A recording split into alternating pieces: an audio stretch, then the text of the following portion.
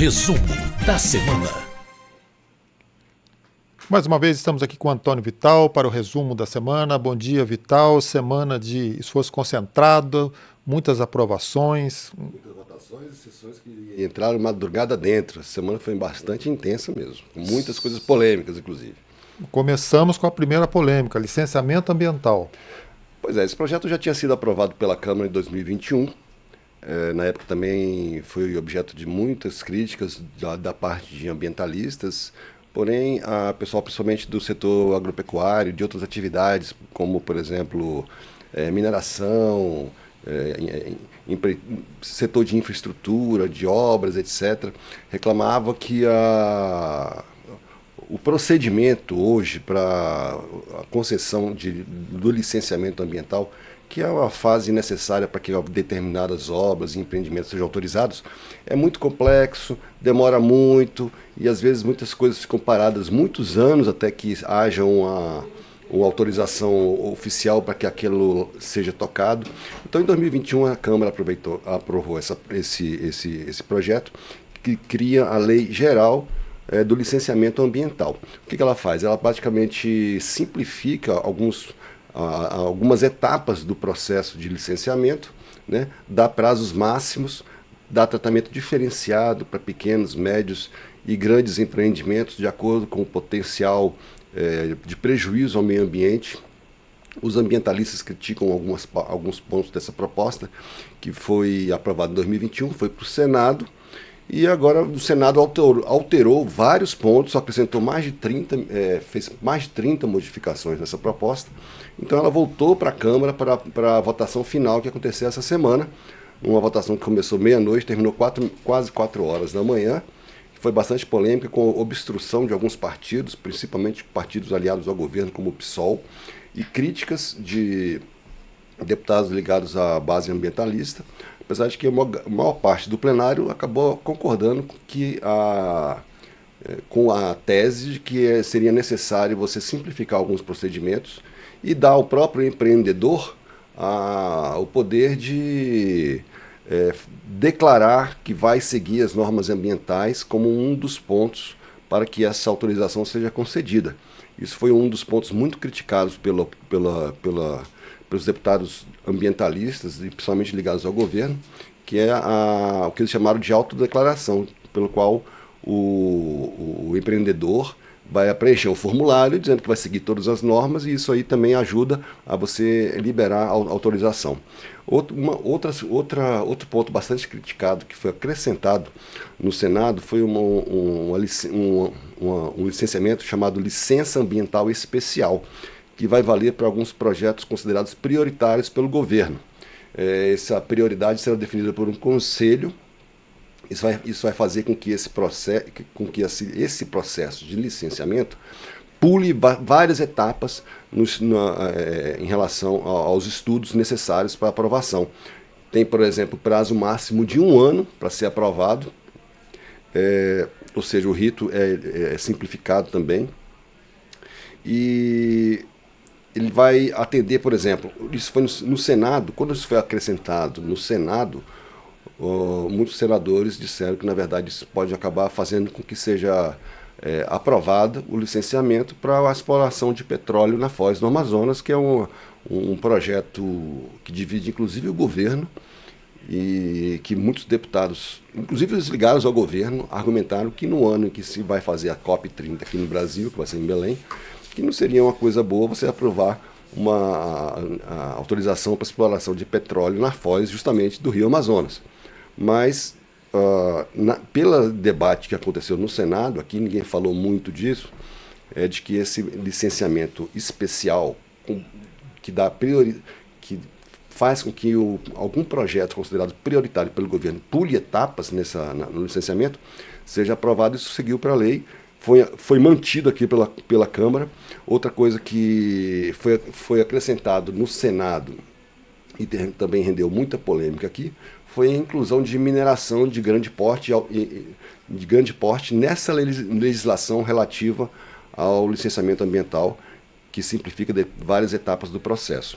Porque quando esse texto foi aprovado pela Câmara em 2021, isso ficou de fora, porque o argumento aqui na época é de que isso aí mereceria uma lei específica, né, que tratasse da mineração, principalmente depois dos casos de Brumadinho e de outros, inclusive no plenário aqui, deputados que são favoráveis à aprovação dessa lei, que simplifica os procedimentos de licenciamento, ficaram bastante preocupados com essa questão da mineração, inclusive deputados de Alagoas, por conta do caso da Braskem, em Maceió. Não sei se todo mundo sabe, se vocês estão lembrados, que houve uma mineração no município de Maceió, que fez com que bairros inteiros afundassem e centenas de pessoas perderam suas casas e várias estruturas do governo foram prejudicadas também. Então, apesar dessa polêmica durante a votação, foi mantido o texto do Senado, que inclui também a mineração dentro desses procedimentos. E aí esse projeto foi aprovado, seguiu para a sanção presidencial, pode virar lei com pressão de parte da base governista aqui para que haja vetos do presidente Lula, mas como eu falei, até mesmo o próprio governo está bastante dividido em relação a essa questão. Bem, dívidas dos produtores rurais. Bom, você lembra do que aconteceu no ano passado no Rio Grande do Sul, né, com aquelas enchentes que afetaram basicamente todo o estado, causaram prejuízos imensos, não só para produtores rurais, como para as pessoas, para as empresas no geral. O que esse projeto faz, ele cria o projeto original. Ele previa anistia e aumento de prazo para pagamento de dívidas de produtores afetados por desastres climáticos, porque você sabe que o produtor rural, quando não chove muito ou quando chove pouco, ele tem prejuízos na sua produção. E muitos deles têm financiamentos de crédito rural que precisam ser pagos. O que esse projeto faz, em vez de propor uma anistia ou perdão de dívidas, ele cria linhas de crédito do governo federal para esses produtores que já têm dívidas de crédito rural contratado até junho desse ano, ou seja, vai abranger créditos contratados até junho desse ano, ou seja, até o mês passado. O que esse projeto faz é criar linhas de crédito para que esses produtores possam renegociar suas dívidas ou pagar suas dívidas junto aos agentes financeiros. A fonte de recursos para isso, que esse dinheiro todo pode somar até 30 bilhões de reais, o que rendeu bastante polêmica no plenário, porque o governo é contra. O líder do governo na Câmara, o deputado Zé Guimarães, reclamou bastante do texto final apresentado pelo relator, o deputado Afonso Ram, do Rio Grande do Sul, dizendo, com o argumento de que isso ainda estava sendo negociado com o Palácio do Planalto. E o que os deputados do governo, do PT, do PSOL argumentaram é que a fonte de recursos principal escolhida para financiar essa linha de crédito é o Fundo Social.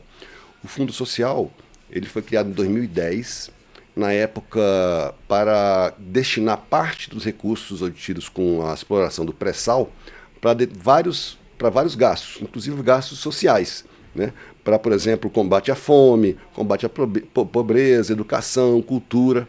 Mas nessa lista de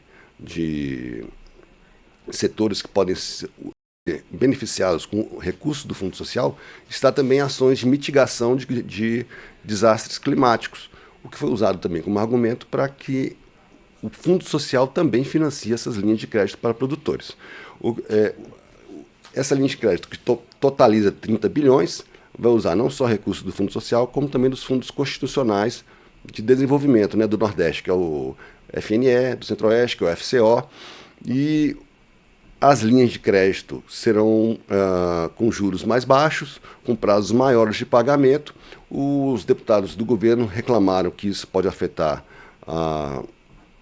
o cumprimento de teto de gastos. Os defensores, que basicamente esse projeto teve bastante apoio dos deputados da Frente Parlamentar da Agricultura, eles argumentaram que ele é simplesmente autorizativo, ou seja, não impõe esse gasto, né? Você pode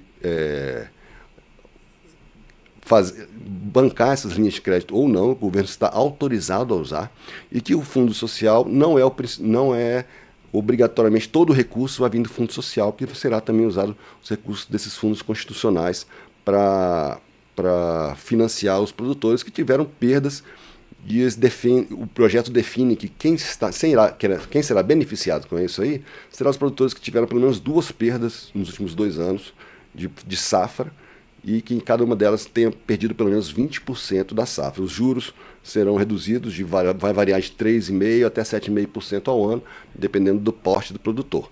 E isso aí seguiu para o Senado.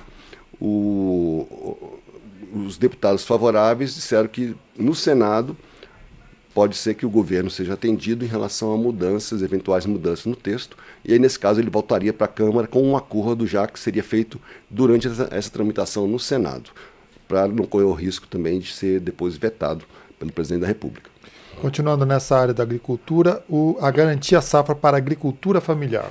Isso aí já é um projeto que beneficia principalmente a agricultura familiar, que são aqueles pequenos produtores, e principalmente do Nordeste.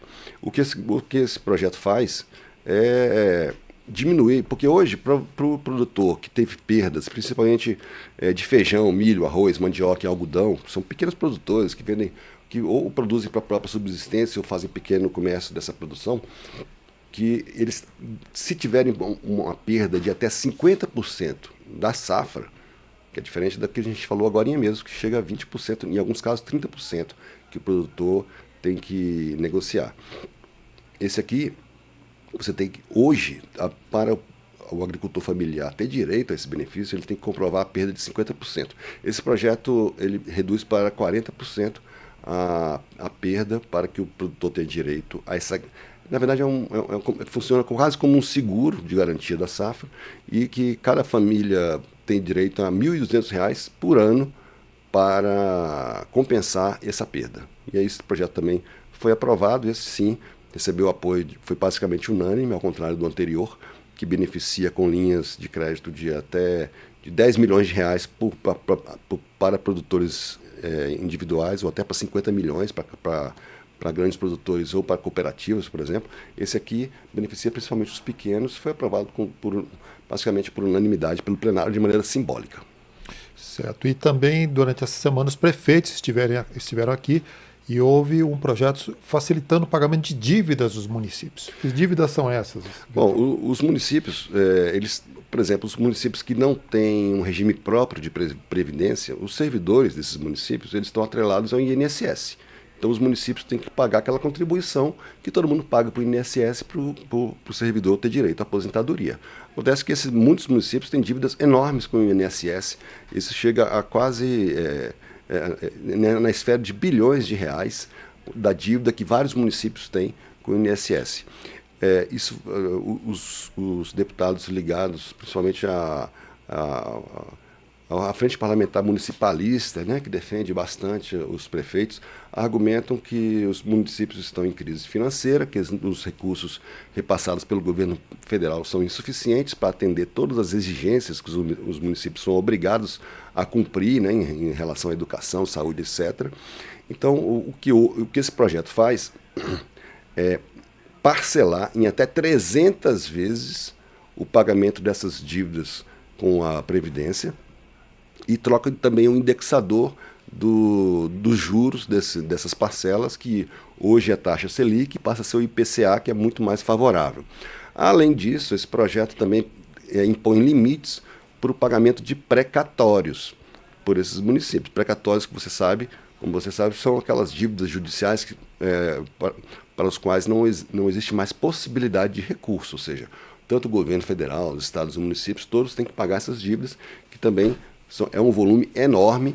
Hoje, por exemplo, basicamente no orçamento da União está previsto o pagamento de quase 90 bilhões de reais de dívidas de precatórios por ano, que o governo tem também feito o possível para tentar escalonar esse pagamento. Então, esse projeto ele permite que os municípios parcelem as dívidas com o INSS, impõe limites de acordo com a receita corrente líquida de cada município, que no máximo de 5%, né, e em alguns casos menos, que eles podem pagar em relação a precatórios, e mantém fora do teto de gastos, né, do arcabouço fiscal, esses gastos até o ano que vem. A oposição criticou bastante essa proposta, principalmente em relação à questão de ficar de fora dos limites do arcabouço fiscal, dizendo que com isso o governo vai ganhar um fôlego para gastar além do que pode. Porém, esse projeto acabou sendo aprovado com grande apoio, foram 404 votos favoráveis, apenas 67 contrários, com presença de muitos representantes de prefeitos, etc. E esse projeto, então, foi aprovado. Na verdade, não é um projeto de lei, é uma proposta de emenda à Constituição, que foi aprovada em 2 turnos, tudo na mesma noite, e seguiu para o Senado. Certo. Também os incentivos ao esporte se tornaram permanentes. Não sei se você lembra que foi aprovado alguns anos atrás a lei de incentivo ao esporte, que funciona nos moldes da lei Rouanet. Como é que funciona? Uma empresa, uma pessoa jurídica, não uma empresa privada, então até mesmo uma pessoa física pode pegar parte do que deve de imposto e investir em projetos esportivos e deduzir esse pagamento do que deve para o imposto de renda. Esse projeto, quando é em relação à lei Rouanet, tem que ser aprovado pelo Ministério da Cultura. Aqui na lei do incentivo ao esporte tem que ser aprovado pelo Ministério do Esporte. No caso das empresas, esse projeto aumenta o percentual do imposto devido que ela pode usar para financiar esses projetos esportivos de 2% para 3%. Né? Em alguns casos pode chegar até 4%, isso em relação ao que a empresa deve de imposto. Então, ou seja, a empresa pode pegar o que deve de imposto e investir em algum projeto esportivo, desde que tenha a chancela do Ministério do Esporte. Em relação às pessoas físicas, isso pode chegar a 7%. Só que hoje, esses projetos eles têm que ser renovados a cada 5 anos. O que esse projeto faz é tornar perene a lei do incentivo, de modo que possa haver uma continuidade, mesmo porque alguns desses projetos eles têm relação, por exemplo, com formação de atletas, que são coisas a longo prazo. Por isso foi bastante comemorado e foi uma coisa, basicamente o projeto foi aprovado por unanimidade aqui na Câmara. Vários atletas, inclusive atletas de renome, participaram, estavam presentes no plenário aqui durante a aprovação. E no mesmo dia foi para o Senado, também já foi votado no Senado, ou seja, já pode virar lei. Quem estava aqui, o Lars Grael, né, o atleta da vela, a Ana Moser, do vôlei, o Emanuel, do vôlei de praia, a Hortência, do basquete, todos estavam aqui fazendo força e tentando convencer os deputados da importância desse projeto, que foi aprovado por unanimidade e já vai virar lei. Certo. Em relação à Força Nacional do SUS? Já existe essa Força Nacional do SUS, mas ela foi criada por um decreto presidencial na época da pandemia. Depois da pandemia, na verdade. Porque o que acontece? A Força Nacional do SUS, ele é basicamente, o modelo é a Força Nacional de Segurança, que como é que funciona? Estados, municípios e governo federal se unem, né, sob uma coordenação única do governo federal, para atuar em determinada área. A Força Nacional de Segurança é na área de segurança. Essa aqui é na área de saúde. Vai permitir que prefeituras, governos estaduais, governo federal, hospitais filantrópicos, servidores públicos de todas essas esferas, médicos e enfermeiros desses hospitais filantrópicos, se unam numa coordenação única, que é do governo federal, em casos de desastres ou pandemias, como a gente viu durante a pandemia da Covid-19. E com uma coordenação única para fazer com que essas áreas que necessitam de atendimento emergencial, nesses casos, possam atuar de maneira rápida. Então, esse projeto torna essa Força Nacional do Sistema Único de Saúde, cria ela em lei, e não mais num decreto, com todas as previsões a respeito de como fazer para que um servidor que é estadual, municipal, possa atuar nessa aí, quem vai pagar, como será, de onde virão os recursos, etc. Então isso aí também foi aprovado e seguiu para o Senado. Temos também alertas sobre pessoas desaparecidas pelo celular. Esse projeto, originalmente, ele previa que quando uma criança ou adolescente desaparecesse, que são casos bastante comuns, principalmente... Licença, que eu tô com... Essa semana foi muita coisa. Eu fiquei aqui até de madrugada várias vezes, dê licença. E a última foi às 4 da manhã, né? 4 da manhã. Que é ontem. Então, voltando a essa questão dos desaparecidos. É muito comum crianças e adolescentes desaparecerem. E o que o projeto original faz é criar um sistema de alertas, principalmente no celular, para esses casos, para que as autoridades sejam acionadas de maneira rápida. O projeto foi alterado pelo relator, que é o deputado Kim Kataguiri, e acrescentou também pessoas idosas e pessoas com deficiência na lista dos que serão objeto desse alerta imediato no caso de desaparecimento. O relator botou o nome de Alerta PRI a esse sistema. É uma referência a, não sei se você lembra, o caso da Priscila Belfort, irmã daquele lutador Vitor Belfort, que ela desapareceu no começo dos anos 2000, 2002, nunca mais foi encontrada. A família criou depois, alguns anos depois, um sistema de alerta parecido, que recebeu esse nome, Alerta PRI, no Rio de Janeiro, para casos de desaparecimento. Tem outros precedentes também que serviram de inspiração a isso, principalmente existe um sistema parecido nos Estados Unidos, dedicado também a crianças e adolescentes desde os anos 90, depois do desaparecimento de uma menina de 10 anos, que foi criado um sistema chamado AMBER, que em tradução para o português significa Transmissão de Emergência para Americanos Desaparecidos. O que esse sistema faz, então, a grosso modo, é criar um sistema de alerta para as autoridades todas, no caso de desaparecimento, para que haja uma ação imediata. Hoje a lei já obriga que a desaparecimento de crianças e adolescentes seja comunicado imediatamente para portos, aeroportos e outras autoridades.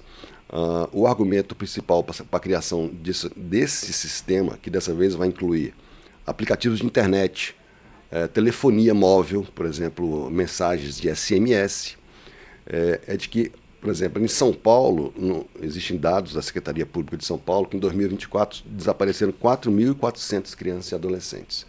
Dessas, 400 não foram encontradas até hoje. Então, é um argumento para que haja esse sistema que vai funcionar na internet, nos celulares, né? E na telefonia móvel em geral, SMS, aplicativos, etc. Foi aprovado e foi para o Senado. Certo. Existe também a criação de um cadastro de pessoas com Alzheimer. Originalmente, esse projeto também foi aprovado para facilitar buscas de pessoas desaparecidas, porque você sabe, o Alzheimer e outras doenças chamadas de doenças demenciais, né, que afetam os neurônios, elas provocam, entre outras consequências, a perda de memória. E existem muitos casos, principalmente de idosos, que saem de casa e desaparecem, somem. Pessoas que não conseguem mais encontrar sua residência e acabam sumindo, e são casos também, infelizmente, bastante comuns. Esse projeto, o que ele faz é um cadastro dessas pessoas para facilitar não só as buscas, você acionar as autoridades no caso de desaparecimento dessas pessoas, não só as que têm Alzheimer, mas também as que têm Parkinson e outras doenças, por exemplo, síndrome de Korsakoff, que são todas doenças que afetam os neurônios.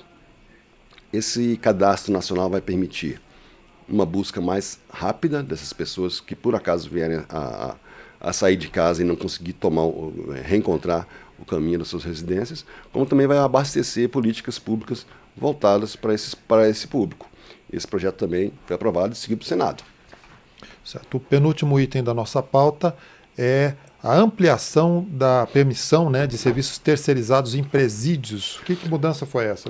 Hoje, a Lei de Execuções Penais já permite que alguns serviços dentro de presídios sejam feitos por empresas privadas, né, por meio de terceirização.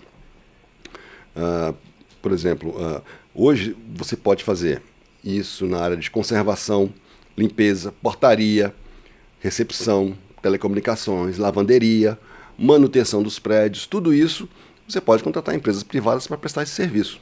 Isso já é previsto em lei.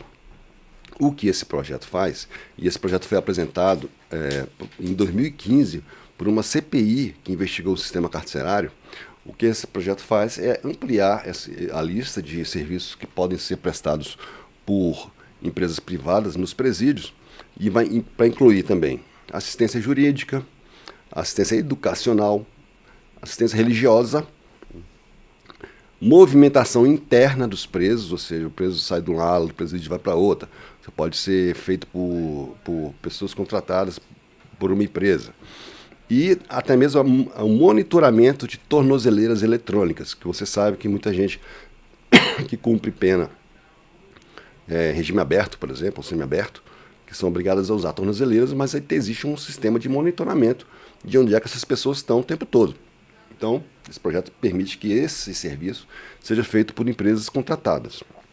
Houve bastante debate no plenário, principalmente deputados do PSOL, criticando o fato de que isso poderia abrir brecha para uma privatização do serviço, dos presídios. Porém, acabou sendo aprovado, também foi para o Senado. Certo. E o último item da nossa pauta é a urgência para um projeto que permite a retirada de invasores sem ordem judicial. Isso aí deve ter provocado bastante polêmica, né? Bastante polêmica. O que esse projeto faz, foi aprovado apenas o regime de urgência.